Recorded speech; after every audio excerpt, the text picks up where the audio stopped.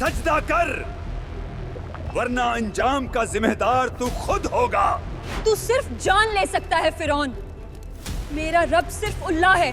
मैं तेरे सामने कभी नहीं झुकूंगी। है मेरी माँ, अपने रब पर यकीन रख, बेशक जन्नत हमारा इंतजार कर रही है। मिस्र की सरजमीन पर दरियाए नील पूरे गुरूर और रवानी के साथ बह रहा था। इस सरसब्ज और शादाब जमीन पर एक ऐसा हुक्मरान काबिज था जिसकी ताकत, दौलत और तकब्बुर ने उसे अंधा कर दिया था। वो फिरौन था जिसने जमीन पर जुल्म सितम का बाजार गर्म कर रखा था और अपनी राया से कहता था, मैं ही तुम्हारा सबसे बड़ा रब हूँ। उसके खौफ और दहशत की वजह से लोग उसके सामने सर झुकाने पर मजबूर थे। लेकिन इसी फिरौन के महल में कुछ ऐसे पोशीदा हीरे भी मौजूद थे जिनके दिलों में सच्चे रब की मोहब्बत और ईमान की शम्मा रोशन थी। इन्हीं खुश नसीबों में से एक निहायत नेक, पारसा और बाईमान औरत थी जिसे तारीख फिरौन की बेटी की माशिता यानी कंघी करने वाली के नाम से जानती है। ये औरत जाहिरी तौर पर एक आम खादिमा थी, लेकिन अंदरूनी तौर पर वो एक ऐसी अजीम मलिका थी जिसके दिल पर अल्लाह वहदहू ला शरीक की हुक्मरानी थी। उसने अपना ईमान फिरौन और उसके हवारियों से छुपा रखा था ताकि वो अपने और अपने बच्चों के लिए रिज़्क़े हलाल कमा सके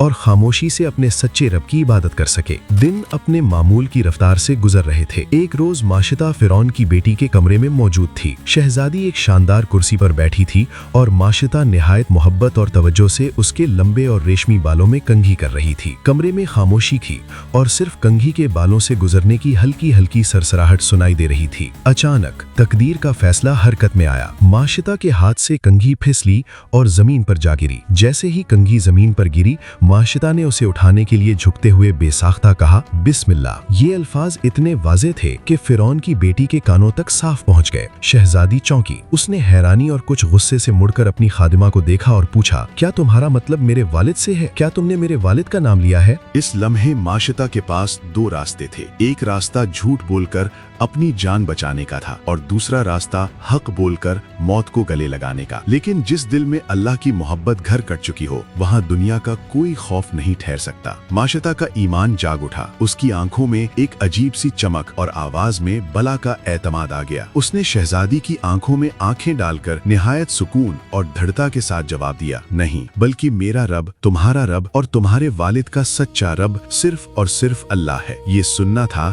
कि शहजादी गुस्से से आग बगोला हो गई। उसके लिए ये बात नाकाबिले बर्दाश्त थी कि उसके वालिद के महल में उसका खाकर कोई किसी और को खुदा माने। उसने गुस्से से कांपते हुए कहा, तुम्हारी ये जुर्रत, मैं अभी जाकर अपने वालिद को तुम्हारी इस गुस्ताखी के बारे में बताती हूँ। माशिता ने जरा भी खौफजदा हुए बगैर जवाब दिया, हाँ, जाकर बता दो, मुझे किसी का खौफ नहीं। शहजादी फौरन अपने वालिद यानी फिरौन के पास पहुंची और उसे खादिमा की इस हैरत अंगेज और बागियाना बात से आगाह किया। फिरौन, जो खुद को खुदा कहलाता था, ये सुनकर शदीद गजबनाक हो गया। उसके तकब्बुर को एक मामूली सी खादिमा ने ललकारा था। उसने फौरन हुक्म दिया कि इस औरत को गिरफ्तार करके मेरे दरबार में पेश किया जाए। थोड़ी ही देर में माशिता को फिरौन के शानदार और हैबतनाक दरबार में लाया गया। फिरौन अपने तख्त पर गुरूर से बैठा था और उसके दरबारी उसके गिर्द खड़े थे। दरबार में मौत का सा सन्नाटा छाया हुआ था। फिरौन ने गुस्से से भरी हुई सुर्ख आंखों से माशिता की तरफ देखा और कड़कदार आवाज में पूछा, ए औरत, क्या मेरे सिवा तेरा कोई और रब है? माशिता जानती थी कि इस सवाल के जवाब का मतलब मौत हो सकता है, लेकिन उसकी जबान पर कलिमा हक जारी हो चुका था। उसने बगैर किसी घबराहट के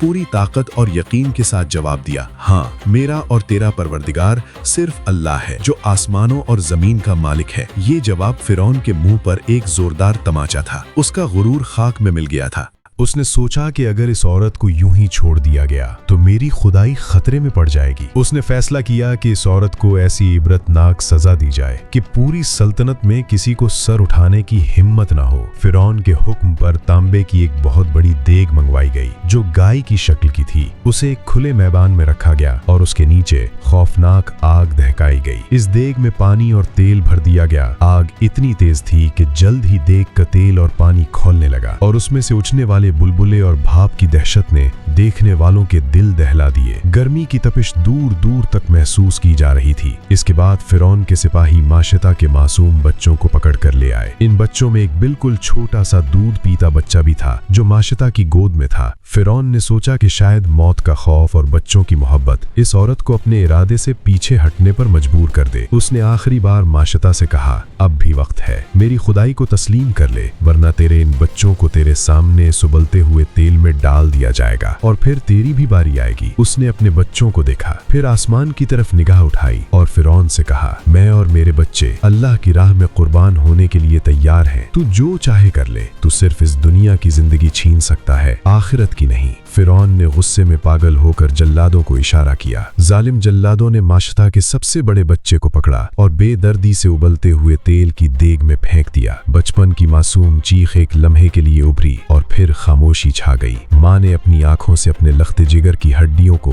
गोश्त से अलग होते और तेल की सतह पर तैरते देखा। इसके बाद दूसरे बच्चे को पकड़ा गया और उसे भी उसी बेरहमी के साथ उस दहकती हुई देग में झोंक दिया गया। यके बाद दीगरे उसके बच्चे उसकी आंखों के सामने कुर्बान होते गए। हर बार फिरौन उससे पूछता कि क्या वो अब भी अपने रब को मानती है, और हर बार वो कलिमाए हक बुलंद करती। वो जानती थी कि ये जुदाई सिर्फ चंद लम्हों की है और जन्नत में वो हमेशा के लिए अपने बच्चों से मिल जाएगी। अब सिर्फ एक बच्चा बाकी था। वो दूध पीता मासूम शेरखार जो अपनी माँ के सीने से चिमटा हुआ था। जल्लाद आगे बढ़े ताकि उसे भी छीनकर आग में डाल सके। इस लम्हे फितरी तौर पर एक माँ की ममता गालिब आ गई। माशिता के कदम जरा से डगमगाए। वो इसलिए नहीं डरी थी कि उसे अपनी जान प्यारी थी, बल्कि उस नन्ही सी जान के लिए उसका दिल तड़प उठा था। उसने सोचा कि क्या ये मासूम बच्चा इस शदीद गर्मी और अजियत को बर्दाश्त कर पाएगा। फिरौन समझा कि शायद अब ये औरत टूट चुकी है और हार मान लेगी, लेकिन उसी वक्त अल्लाह ताला की कुदरत का एक अजीमुश्शान मौजज़ा जाहिर हुआ। अल्लाह ने उस दूध पीते बच्चे को कुव्वते गोयाई अता फरमाई। उस नन्हे मासूम ने अपनी माँ की तरफ देखा और निहायत फसीह आवाज में कहा, ऐ मेरी प्यारी माँ, सब्र कर और इस आग में कूद जा,